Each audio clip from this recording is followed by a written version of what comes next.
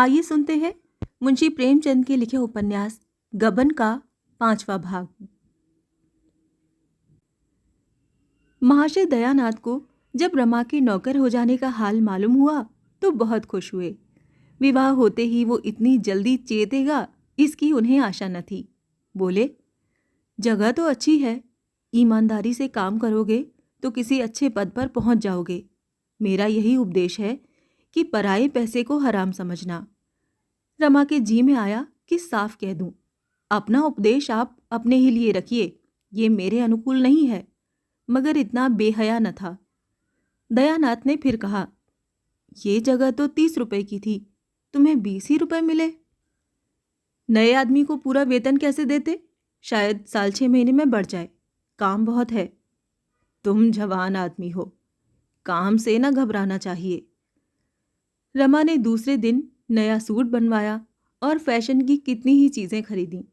ससुराल से मिले हुए रुपए कुछ बच रहे थे, कुछ मित्रों से उधार ले लिए। वो साहबी ठाट बनाकर सारे दफ्तर पर रौब जमाना चाहता था। कोई उससे वेतन तो पूछेगा नहीं, महाजन लोग उसका ठाट बाट देख कर सहम जाएंगे। वो जानता था अच्छी आमदनी तभी हो सकती है जब अच्छा ठाट हो। सड़क के चौकीदार को 1 पैसा काफ़ी समझा जाता है, लेकिन उसकी जगह सार्जेंट हो तो किसी की हिम्मत ही नहीं पड़ेगी कि उसे 1 पैसा दिखाए। फटेहाल भिखारी के लिए चुटकी बहुत समझी जाती है, लेकिन गेरुए रेशम धारण करने वाले बाबा जी को लजाते लजाते भी 1 रुपया देना ही पड़ता है। भेख और भीख में सनातन से मित्रता है। तीसरे दिन रमा कोट पैंट पहनकर और हैट लगाकर निकला तो उसकी शान ही कुछ और हो गई। चपरासियों ने झुककर सलाम किए। रमेश बाबू से मिलकर जब वो अपने काम का चार्ज लेने आया तो देखा एक बरामदे में फटी हुई मैली दरी पर एक मियाँ साहब संदूक पर रजिस्टर फैलाए बैठे हैं और व्यापारी लोग उन्हें चारों तरफ से घेरे खड़े हैं। सामने गाड़ियों, ठेलों और इक्कों का बाजार लगा हुआ है। सभी अपने अपने काम की जल्दी मचा रहे हैं। कहीं लोगों में गाली गलौज हो रही है, कहीं चपरासियों में हंसी दिल लगी। सारा काम बड़े ही अव्यवस्थित रूप से हो रहा है। उस फटी हुई दरी पर बैठना रमा को अपमानजनक जान पड़ा। वो सीधे रमेश बाबू से जाकर बोला, क्या मुझे भी इसी मैली दरी पर बिठाना चाहते हैं? एक अच्छी सी मेज और कई कुर्सियां भिजवाइए और चपरासियों को हुक्म दीजिए कि एक आदमी से ज्यादा मेरे सामने ना आने पावे। रमेश बाबू ने मुस्कुराकर मेज और कुर्सियां भिजवा दी। रमा शान से कुर्सी पर बैठा। बूढ़े मुंशी जी उसकी उच्छृंखलता पर दिल में हंस रहे थे। समझ गए, अभी नया जोश है, नई सनक है। चार्ज दे दिया। चार्ज में था ही क्या, केवल आज की आमदनी का हिसाब समझा देना था। किस जिन्स पर किस हिसाब से चुंगी ली जाती है, इसकी छपी हुई तालिका मौजूद थी। रमा आधे घंटे में ही अपना काम समझ गया। बूढ़े मुंशी जी ने यद्यपि खुद ही ये जगह छोड़ी थी, पर इस वक्त जाते हुए उन्हें दुख हो रहा था। इसी जगह वो 30 साल से बराबर बैठते चले आते थे। इसी जगह की बदौलत उन्होंने धन और यश दोनों ही कमाया था। उसे छोड़ते हुए क्यों न दुख होता। चार्ज देकर जब वो विदा होने लगे तो रमा उनके साथ जीने के नीचे तक गया। खां साहब उसकी इस नम्रता से प्रसन्न हो गए। मुस्कुराकर बोले, हर एक बिल्टी पर एक आना बंधा हुआ है, खुली हुई बात है, लोग शौक से देते हैं। आप अमीर आदमी हैं, मगर रस्म न बिगाड़िएगा। एक बार कोई रस्म टूट जाती है तो उसका बनना मुश्किल हो जाता है। इस एक आने में आधा चपरासियों का हक है। जो बड़े बाबू पहले थे वो 25 रुपये महीना लेते थे, मगर ये कुछ नहीं लेते। रमा ने अरुचि प्रकट करते हुए कहा, गंदा काम है, मैं सफाई से काम करना चाहता हूँ। बूढ़े मियाँ ने हंसकर कहा, अभी गंदा मालूम होता है, लेकिन फिर इसी में मज़ा आएगा। खां साहब को विदा करके रमा अपनी कुर्सी पर आ बैठा और एक चपरासी से बोला, इन लोगों से कहो बरामदे के नीचे चले जाएं, एक एक करके नंबरवार आवें। एक कागज़ पर सबके नाम नंबरवार लिख लिया करो। एक बनिया जो 2 घंटे से खड़ा था खुश होकर बोला, हाँ सरकार, ये बहुत अच्छा होगा। जो पहले आए उसका काम पहले होना चाहिए। बाकी लोग अपना नंबर आने तक बाहर रहें। ये नहीं कि सबसे पीछे वाले शोर मचाकर पहले आ जाएं और पहले वाले खड़े मुंह ताकते रहें। कई व्यापारियों ने कहा, हाँ बाबूजी, ये इंतजाम हो जाए तो बहुत अच्छा हो। भब्बड़ में बड़ी देर हो जाती है। इतना नियंत्रण रमा का रौब जमाने के लिए काफी था। वणिक समाज में आज ही उसके रंग ढंग की आलोचना और प्रशंसा होने लगी। किसी बड़े कॉलेज के प्रोफेसर को इतनी ख्याति उम्र भर में न मिलती। 2-4 दिन के अनुभव से ही रमा को सारे दाव घात मालूम हो गए। ऐसी ऐसी बातें सूझ गईं जो खां साहब को ख्वाब में भी न सूझी थीं। माल की तौल, गिनती और परख में इतनी धांधली थी जिसकी कोई हद नहीं। जब इस धांधली से व्यापारी लोग सैकड़ों की रकम डकार जाते हैं तो रमा बिल्टी पर एक आना लेकर ही क्यों संतुष्ट हो जाए, जिसमें आधा आना चपरासियों का है। माल की तौल और परख में दृढ़ता से नियमों का पालन करके वो धन और कीर्ति दोनों ही कमा सकता है। ये अवसर वो क्यों छोड़ने लगा, विशेषकर जब बड़े बाबू उसके गहरे दोस्त थे। रमेश बाबू इस नए रंग ईंट की कार्यपटुता पर मुग्ध हो गए। उसकी पीठ ठोक कर बोले, कायदे के अंदर रहो और जो चाहे करो, तुम पर आंच तक न आने पाएगी। रमा की आमदनी तेजी से बढ़ने लगी। आमदनी के साथ प्रभाव भी बढ़ा। सूखी कलम घिसने वाले दफ्तर के बाबुओं को जब सिगरेट, पान, चाय का जलपान की इच्छा होती तो रमा के पास चले आते। उस बहती गंगा में सभी हाथ धो सकते थे। सारे दफ्तर में रमा की सराहना होने लगी। पैसे को तो वो ठीकरा समझता है, क्या दिल है कि वाह, और जैसा दिल है वैसी ही जबान भी। मालूम होता है नस नस में शराफत भरी हुई है। बाबुओं का जब ये हाल था तो चपरासियों और मुहर्रिरों का पूछना ही क्या। सब के सब रमा के बिना दामों गुलाम थे। उन गरीबों की आमदनी ही नहीं, प्रतिष्ठा भी खूब बढ़ गई थी। जहां गाड़ी वाहन तक फटकार दिया करते थे, वहां अब अच्छे अच्छे की गर्दन पकड़कर नीचे धकेल देते थे। रमानाथ की तूती बोलने लगी। मगर जल्पा की अभिलाषाएं अभी एक भी पूरी न हुई। नागपंचमी के दिन मोहल्ले की कई युवतियां जल्पा के साथ कजली खेलने आईं, मगर जल्पा अपने कमरे के बाहर ही नहीं निकली। भादों में जन्माष्टमी का उत्सव आया। पड़ोस ही में एक सेठ जी रहते थे। उनके यहाँ बड़ी धूमधाम से उत्सव मनाया जाता था। वहां से सास और बहू को बुलावा आया। जागेश्वरी गई। जल्पा ने जाने से इनकार कर दिया। इन 3 महीनों में उसने रमा से एक बार भी आभूषण की चर्चा न की, पर उसका ये एकांत प्रेम उसके आचरण से उत्तेजक था। इससे ज्यादा उत्तेजक वो पुराना सूची पत्र था जो एक दिन रमा कहीं से उठा लाया था। इसमें भांति भांति के सुंदर आभूषणों के नमूने बने हुए थे। उनके मूल्य भी लिखे हुए थे। जल्पा एकांत में इस सूची पत्र को बड़े ध्यान से देखा करती। रमा को देखते ही वो सूची पत्र छिपा लेती थी। इस हार्दिक कामना को प्रकट करके वो अपनी हंसी न उड़वाना चाहती थी। रमा आधी रात के बाद लौटा तो देखा जल्पा चारपाई पर पड़ी है। हंसकर बोला, बड़ा अच्छा गाना हो रहा था, तुम नहीं गई? बड़ी गलती की। जल्पा ने मुंह उधर कर लिया, कोई उत्तर न दिया। रमा ने फिर कहा, यहां अकेले पड़े पड़े तुम्हारा जी घबराता रहा होगा। जल्पा ने तीव्र स्वर में कहा, तुम कहते हो मैंने गलती की? मैं समझती हूं मैंने अच्छा किया। वहां किसके मुंह पर कालिक लगती? जल्पा ताना देना तो न चाहती थी, पर रमा की इन बातों ने उसे उत्तेजित कर दिया। रोष का एक कारण यह भी था कि उसे अकेली छोड़कर सारा घर उत्सव देखने चला गया। अगर उन लोगों के हृदय होता तो क्या वहां जाने से इनकार न कर देते? रमा ने लज्जित होकर कहा, कालिक लगने की तो कोई बात न थी। सभी जानते हैं कि चोरी हो गई है, और इस जमाने में 2-4 हजार के गहने बनवा लेना मुंह का कौर नहीं है। चोरी का शब्द जबान पर लाते हुए रमा का हृदय धड़क उठा। जल्पा पति की ओर तीव्र दृष्टि से देख कर रह गई और कुछ बोलने से बात बढ़ जाने का भय था, पर रमा को उसकी दृष्टि से ऐसा भसित हुआ मानो उसे चोरी का रहस्य मालूम है और वो केवल संकोच के कारण उसे खोलकर नहीं कह रही है। उसे उस स्वप्न की बात भी याद आई जो जल्पा ने चोरी की रात को देखा था। वो दृष्टि बाण के समान उसके हृदय को छेदने लगी। उसने सोचा, शायद मुझे भ्रम हुआ। इस दृष्टि में रोष के सिवाय और कोई भाव नहीं है। मगर ये कुछ बोलती क्यों नहीं? चुप क्यों हो गई? उसका चुप हो जाना ही गजब था। अपने मन का संशय मिटाने और जल्पा के मन की था लेने के लिए रमा ने मानो डुब्बी मारी। ये कौन जानता था कि डोली से उतरते ही ये विपत्ति तुम्हारा स्वागत करेगी? जल्पा आंखों में आंसू भरकर बोली, तो मैं तुमसे गहनों के लिए रोती तो नहीं हूं। भाग्य में जो लिखा था वो हुआ, आगे भी वही होगा जो लिखा है। जो औरतें गहने नहीं पहनती, क्या उनके दिन नहीं कटते?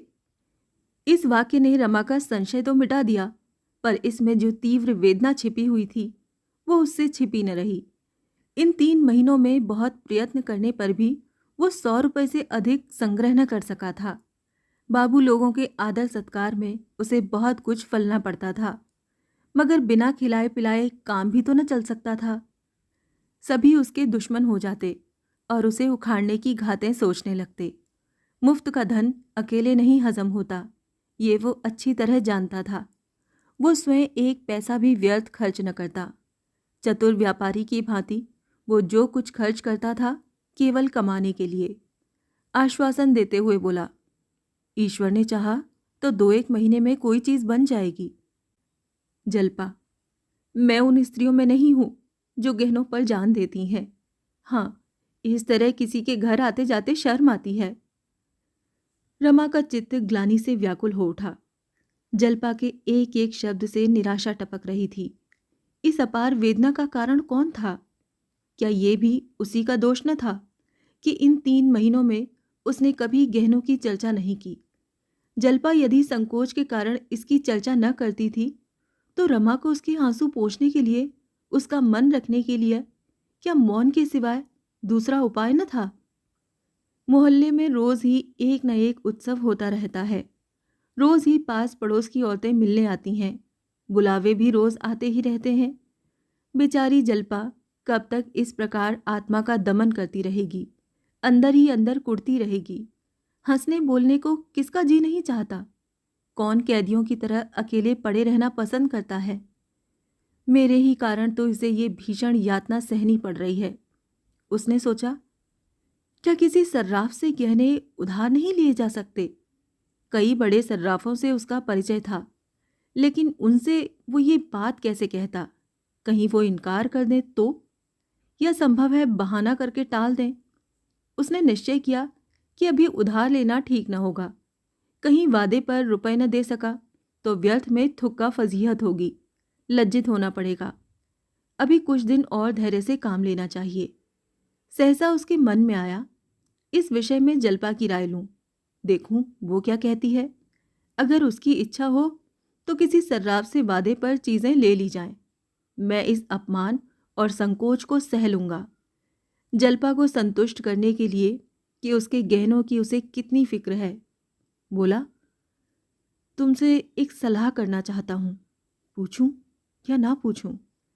जल्पा को नींद आ रही थी। आंखें बंद किए हुए बोली, अब सोने दो, सवेरे उठना है। अगर तुम्हारी राय हो तो किसी सर्राफ से वादे पर गहने बनवा लाऊं? इसमें कोई हर्ज तो नहीं? जल्पा की आंखें खुल गईं। कितना कठोर प्रश्न था। किसी मेहमान से पूछना, कहिए तो आपके लिए भोजन लाऊं? कितनी बड़ी अशिष्टता है। इसका तो यही आशय है कि हम मेहमान को खिलाना नहीं चाहते। रमा को चाहिए था कि चीजें लाकर जल्पा के सामने रख देता। उसके बार बार पूछने पर भी यही कहना चाहिए था कि दाम देकर लाया हूं। तब वो अलबत्ता खुश होती। इस विषय में उसकी सलाह लेना घाव पर नमक छिड़कना था। रमा की ओर अविश्वास की आंखों से देखकर बोली, मैं तो गहनों के लिए इतनी उत्सुक नहीं हूं। नहीं, ये बात नहीं। इसमें क्या हर्ज है कि किसी सर्राफ से चीजें ले लूं? धीरे धीरे उसके रुपए चुका दूंगा। जल्पा ने दृढ़ता से कहा, नहीं, मेरे लिए कर्ज लेने की जरूरत नहीं। मैं वैश्या नहीं हूं कि तुम्हें नोच खसोट कर अपना रास्ता लूं। मुझे तुम्हारे साथ जीना और मरना है। अगर मुझे सारी उम्र बेगहनों के रहना पड़े तो भी मैं कुछ लेने को न कहूँगी। औरतें गहनों की इतनी भूखी नहीं होती। घर के प्राणियों को संकट में डालकर गहने पहनने वाली दूसरी होंगी। लेकिन तुमने तो पहले कहा था कि जगह बड़ी आमदनी की है। मुझे तो कोई विशेष बचत दिखाई नहीं देती। बचत तो ज़रूर होती और अच्छी होती, लेकिन जब अहलकारों के मारे बचने भी तो पाए। सब शैतान सिर पर सवार रहते हैं।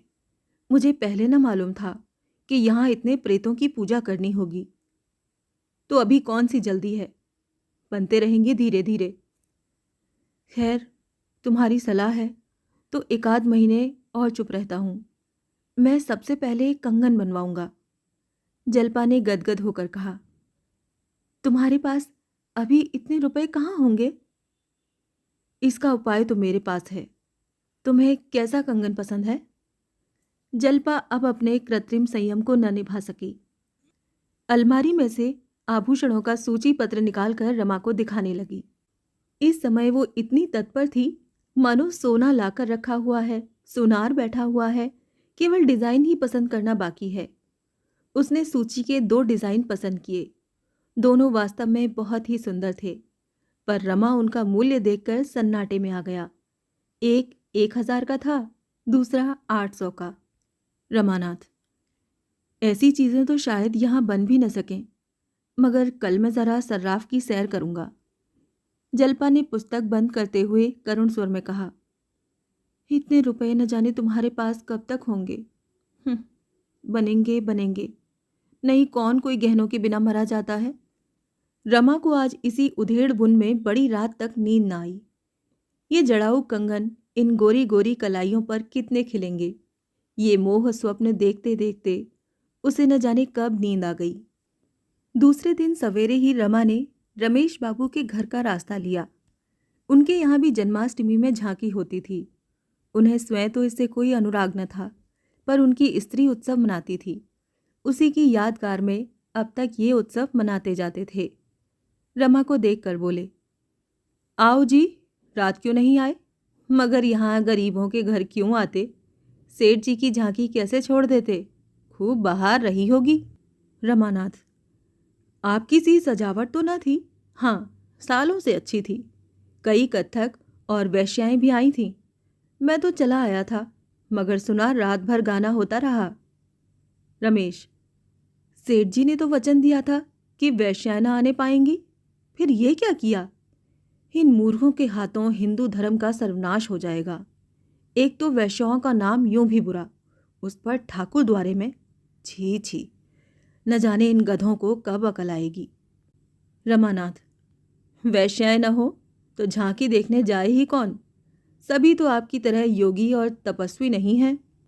रमेश, मेरा बस चले तो मैं कानून से ये दुराचार बंद कर दूं। खैर, फुर्सत हो तो आओ, एक आधा बाजी हो जाए। और आया किस लिए हूं, मगर आज आपको मेरे साथ जरा सर्राफ तक चलना पड़ेगा। यूं कई बड़ी बड़ी कोठियों से मेरा परिचय है, मगर आपके रहने से कुछ और ही बात होगी। चलने को तो भाई चला चलूंगा, मगर इस विषय में मैं बिल्कुल कोरा हूं। न कोई चीज बनवाई न खरीदी। तुम्हें क्या कुछ लेना है? लेना देना क्या है, जरा भाव ताव देखूंगा। मालूम होता है घर में फटकार पड़ी है। जी बिल्कुल नहीं, वो तो जेवरों का नाम तक नहीं लेती। मैं कभी पूछता भी हूं तो मना करती है, लेकिन अपना कर्तव्य भी तो कुछ है। जब से गहने चोरी चले गए, एक चीज भी नहीं बनी। मालूम होता है कमाने का ढंग आ गया। क्यों न हो, कायस्थ के बच्चे हो। कितने रुपए जोड़ लिए? रुपए किसके पास हैं, वादे पर लूंगा। इस खप्त में ना पड़ो। जब तक रुपए हाथ में ना हो, बाजार की तरफ जाओ ही मत। गहनों से तो बुढ़े नई बीवियों का दिल खुश किया करते हैं। उन बेचारों के पास गहनों के सिवाय होता ही क्या है? जवानों के लिए बहुत से लटके हैं। यूं मैं चाहूं तो 2-4 हजार का माल दिलवा सकता हूं, मगर भाई कर्ज की लत बुरी है। रमानाथ, मैं 2-3 महीनों में सब रुपए चुका दूंगा। अगर मुझे इसका विश्वास न होता तो मैं जिक्र ही न करता। रमेश, तो 2-3 महीने और सब्र क्यों नहीं कर जाते? कर्ज से बड़ा कोई दूसरा पाप नहीं, न इससे बड़ी विपत्ति दूसरी है। जहां एक बार धड़का खुला कि तुम आए दिन सर्राफ की दुकान पर खड़े नजर आओगे। बुरा न मानना, मैं जानता हूं तुम्हारी आमदनी अच्छी है, पर भविष्य के भरोसे पर और चाहे जो काम करो, लेकिन कर्ज कभी मत लो। गहनों का मर्ज न जाने इस दरिद्र देश में कैसे फैल गया। जिन लोगों के भोजन का ठिकाना नहीं, वो भी गहनों के पीछे प्राण देते हैं। हर साल अरबों रुपए केवल सोना चांदी खरीदने में व्यय हो जाते हैं। संसार के और किसी देश में इन धातुओं की इतनी खपत नहीं। तो बात क्या है, उन्नत देशों में धन व्यापार में लगता है, जिससे लोगों की परवरिश होती है और धन बढ़ता है। यहाँ धन श्रृंगार में खर्च होता है। उसमें उन्नति और उपकार की जो दो महान शक्तियाँ हैं, उन दोनों का ही अंत हो जाता है। बस यही समझ लो कि जिस देश के लोग जितने ही मूर्ख होंगे, वहाँ जेवरों का प्रचार उतना ही अधिक होगा। यहाँ तो खैर नाक कान छिदाकर ही रह जाते हैं, मगर कई ऐसे देश भी हैं जहाँ होठ छेद कर लोग गहने पहनते हैं। रमा ने कौतूहल से कहा, याद नहीं आता, पर शायद अफ्रीका हो। हमें ये सुनकर अचंभा होता है, लेकिन अन्य देश वालों के लिए नाक कान का छिदना कुछ कम अचंभे की बात न होगी। बुरा मरज है, बहुत ही बुरा। वो धन जो भोजन में खर्च होना चाहिए, बाल बच्चों का पेट काटकर गहनों की भेंट कर दिया जाता है। बच्चों को दूध न मिले ना सही, घी की गंध तक उनकी नाक में ना पहुँचे ना सही, मेवों और फलों के दर्शन उन्हें ना हो, कोई परवाह नहीं, पर देवी जी गहने ज़रूर पहनेंगी और स्वामी जी गहने ज़रूर बनवाएंगे। 10-10, 20-20 रुपए पाने वाले क्लर्कों को देखता हूँ, जो सड़ी हुई कोठरियों में पशुओं की भांति जीवन काटते हैं, जिन्हें सवेरे का जलपान तक मयस्सर नहीं होता। उन पर भी गहनों की सनक सवार रहती है। इस प्रथा से हमारा सर्वनाश होता जा रहा है। मैं तो कहता हूँ, ये गुलामी पराधीनता से कहीं बढ़कर है। इसके कारण हमारा कितना आत्मिक, नैतिक, दैहिक, आर्थिक और धार्मिक पतन हो रहा है, इसका अनुमान ब्रह्मा भी नहीं कर सकते। रमानाथ, मैं तो समझता हूँ ऐसा कोई भी देश नहीं जहाँ स्त्रियाँ गहने न पहनती हों। क्या यूरोप में गहनों का रिवाज नहीं है? रमेश, तो क्या तुम्हारा देश यूरोप तो नहीं है? वहाँ के लोग धनी हैं, वो धन लुटाएं, उन्हें शोभा देता है। हम दरिद्र हैं, हमारी कमाई का एक पैसा भी फिजूल खर्च नहीं होना चाहिए। रमेश बाबू इस वाद विवाद में शतरंज भूल गए। छुट्टी का दिन था ही, 2-4 मिलने वाले और आ गए। रमानाथ चुपके से खिसक आया। इस बहस में एक बात ऐसी थी जो उसके दिल में बैठ गई। उधार गहने लेने का विचार उसके मन से निकल गया। कहीं वो जल्दी रुपया न चुका सका तो कितनी बड़ी बदनामी होगी। सर्राफ तक गया अवश्य, पर किसी दुकान में जाने का साहस न हुआ। उसने निश्चय किया, अभी 3-4 महीने तक गहनों का नाम न लूंगा। वो घर पहुंचा तो 9 बज गए थे। दयानाथ ने उसे देखा तो पूछा, आज सवेरे सवेरे कहाँ चले गए थे? जरा बड़े बाबू से मिलने गया था। घंटे आधे घंटे के लिए पुस्तकालय क्यों नहीं चले जाया करते? गपशप में दिन गंवा देते हो। अभी तुम्हारे पढ़ने लिखने की उम्र है। इम्तिहान न सही, अपनी योग्यता तो बढ़ा सकते हो। एक सीधा सा खत लिखना पड़ जाता है तो बगलें झांकने लगते हो। असली शिक्षा स्कूल छोड़ने के बाद शुरू होती है, और वही हमारे जीवन में काम भी आती है। मैंने तुम्हारे विषय में कुछ ऐसी बातें सुनी हैं जिनसे मुझे बड़ा खेद हुआ है, और तुम्हें समझा देना मैं अपना धर्म समझता हूँ। मैं ये हरगिज़ नहीं चाहता कि मेरे घर में हराम की एक कौड़ी भी आए। मुझे नौकरी करते 30 साल हो गए। चाहता तो अब तक हज़ारों रुपए जमा कर लेता, लेकिन मैं कसम खाता हूँ कि कभी एक पैसा भी हराम का नहीं लिया। तुम में ये आदत कहाँ से आ गई, ये मेरी समझ में नहीं आता। रमा ने बनावटी क्रोध दिखाकर कहा, किसने आपसे कहा है? जरा उसका नाम तो बताइए, मूछें उखाड़ लूं उसकी।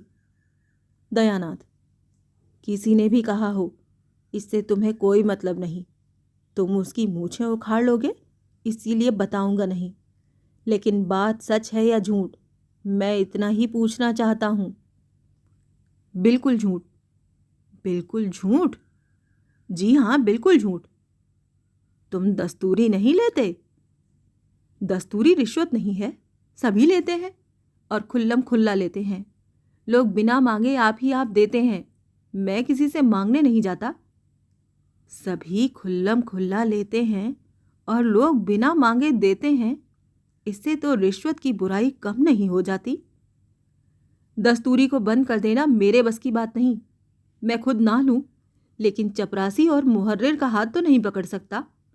8-8 9-9 पाने वाले नौकर अगर ना ले तो उनका काम ही नहीं चल सकता।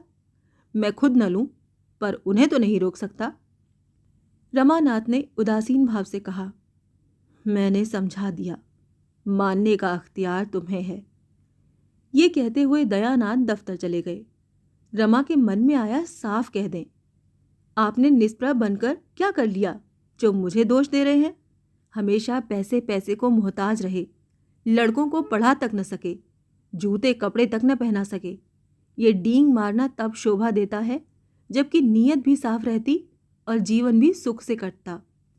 रमा घर में गया तो माता ने पूछा, आज कहाँ चले गए बेटा? तुम्हारे बाबूजी इसी पर बिगड़ रहे थे। इस पर तो नहीं बिगड़ रहे थे। हाँ, उपदेश दे रहे थे कि दस्तूरी मत लिया करो, इससे आत्मा दुर्बल होती है और बदनामी होती है। तुमने कहा नहीं, आपने बड़ी ईमानदारी की तो कौन से झंडे गाड़ दिए? सारी जिंदगी पेट पालते रहे। कहना तो चाहता था, पर चिढ़ जाते। जैसे आप कौड़ी कौड़ी को मोहताज रहे, वैसे मुझे भी बनाना चाहते हैं। आपको लेने का शऊर तो है नहीं। जब देखा कि यहाँ दाल नहीं गलती तो भगत बन गए। यहाँ ऐसे घोंगा बसंत नहीं है। बनियों के रुपए ऐंठने के लिए अक्ल चाहिए, दिल लगी नहीं है।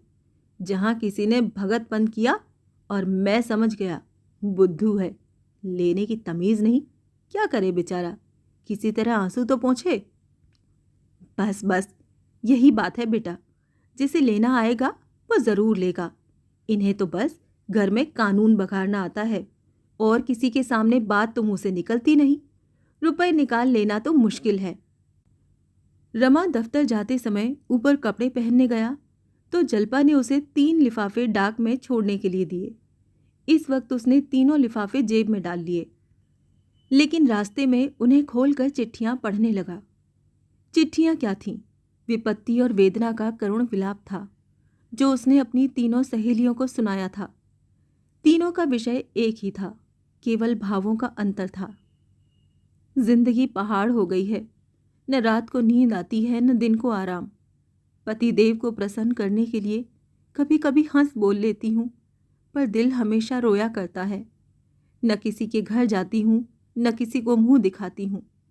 ऐसा जान पड़ता है कि ये शोक मेरी जान ही लेकर छोड़ेगा। मुझसे वादे तो रोज़ किए जाते हैं, रुपए जमा हो रहे हैं, सुनार ठीक किया जा रहा है, डिज़ाइन तय किया जा रहा है, पर ये सब धोखा है और कुछ नहीं। रमा ने तीनों चिट्ठियां जेब में रख लीं। डाक खाना सामने से निकल गया, पर उसने उन्हें छोड़ा नहीं। ये अभी तक यही समझती है कि मैं इसे धोखा दे रहा हूँ। क्या करूँ, कैसे विश्वास दिलाऊं? अगर अपना बस होता तो इसी वक्त आभूषणों के टोकरे भर भर के जल्पा के सामने रख देता। उसे किसी बड़े सर्राफ की दुकान पर ले जाकर कहता, तुम्हें जो जो चीज़ें लेनी है ले लो। कितनी अपार वेदना है। जिसने विश्वास का भी अपहरण कर लिया है, उसको आज उस चोट का सच्चा अनुभव हुआ जो उसने झूठी मर्यादा की रक्षा में उसे पहुंचाई थी। अगर वो जानता उस अभिनय का ये फल होगा तो कदाचित अपनी डींगों का पर्दा खोल देता। क्या ऐसी दशा में भी जब जल्पा इस शोक ताप से फूंकी जा रही थी, रमा को कर्ज लेने में संकोच करने की जगह थी? उसका हृदय कातर हो उठा। उसने पहली बार सच्चे हृदय से ईश्वर से याचना की, भगवन, मुझे चाहे दंड देना, पर मेरी जल्पा को मुझसे मत छीनना। इससे पहले मेरे प्राण हर लेना। उसके रोम रोम से आत्मध्वनि सी निकलने लगी, ईश्वर, ईश्वर, मेरी दीन दशा पर दया करो। लेकिन इसके साथ ही उसे जल्पा पर क्रोध भी आ रहा था। जल्पा ने क्यों मुझसे ये बात नहीं कही? मुझसे क्यों पर्दा रखा? और मुझसे पर्दा रखकर अपनी सहेलियों से ये दुखड़ा रोया। बरामदे में माल तौला जा रहा था। मेज पर रुपए पैसे रखे जा रहे थे और रमा चिंता में डूबा बैठा हुआ था। किससे सलाह ले? उसने विवाह ही क्यों किया? सारा दोष उसका अपना था।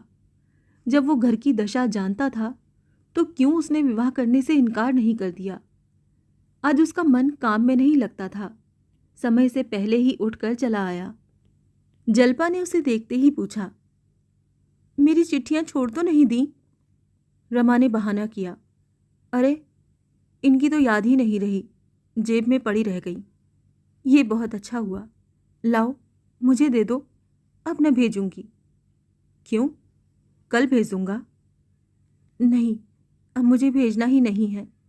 कुछ ऐसी बातें लिख गई थीं जो मुझे न लिखनी चाहिए थीं। अगर तुमने छोड़ दी होती तो मुझे दुख होता। मैंने तुम्हारी निंदा की थी। ये कहकर वो मुस्कुराई। जो बुरा है, दगाबाज है, धूर्त है, उसकी निंदा होनी ही चाहिए। जल्पा ने व्यग्र होकर पूछा, तुमने चिट्ठियां पढ़ ली क्या? रमा ने निसंकोच भाव से कहा, हाँ, ये कोई अक्षम्य अपराध है? जल्पा कातल स्वर में बोली, तब तो तुम मुझसे बहुत नाराज होगे। आंसुओं के आवेग से जल्पा की आवाज रुक गई। उसका सिर झुक गया और झुकी हुई आंखों से आंसुओं की बूंदें आंचल पर गिरने लगीं। एक क्षण में उसने स्वर को संभाल कर कहा, मुझसे बड़ा भारी अपराध हुआ है, जो चाहे सजा दो, पर मुझसे अप्रसन्न मत हो।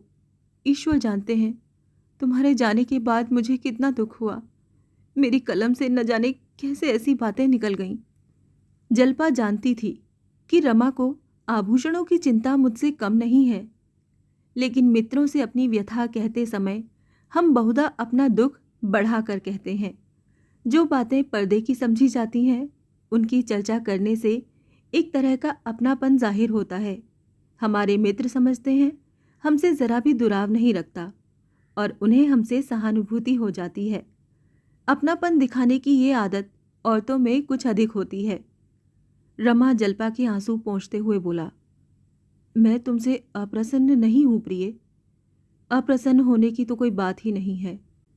आशा का विलंब ही दुराशा है। क्या मैं इतना नहीं जानता? अगर तुमने मुझे मना न कर दिया होता तो अब तक मैंने किसी न किसी तरह दो एक चीज़ें अवश्य ही बनवा दी होती। मुझसे भूल यही हुई कि तुमसे सलाह ली। ये तो वैसा ही है जैसे मेहमान को पूछ पूछ कर भोजन दिया जाए।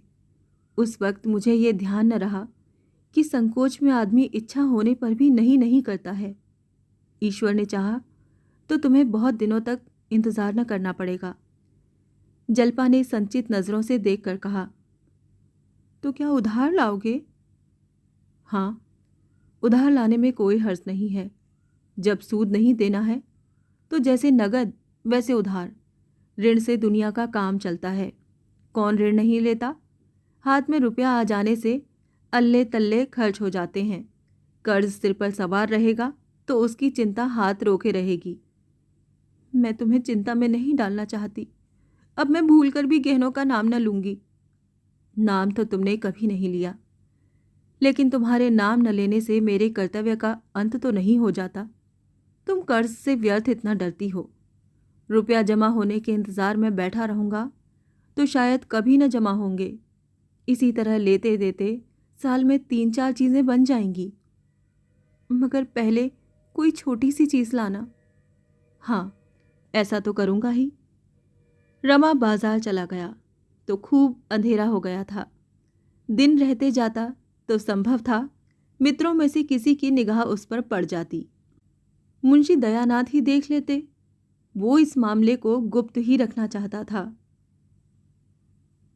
इससे आगे की कहानी जानने के लिए सुनिए गबन का अगला भाग।